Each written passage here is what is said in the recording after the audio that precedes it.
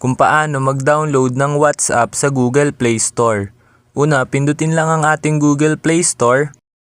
Ayan, pindutin lang natin yan. Then, kapag nandito na tayo sa ating Google Play Store, pansinin nyo lang sa baba yung nakasulat na search, which is eto siya. Ayan, then i-click nyo lang yung search.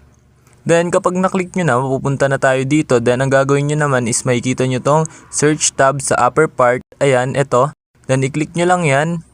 Then, i-type lang natin dito yung WhatsApp. Ayan, i-type lang natin yung WhatsApp.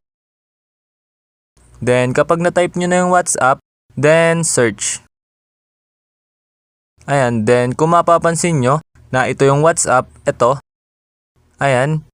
Then, mababasa nyo sa tapat nyan yung install, which is eto siya. Then, i-click nyo lang yung install na yan.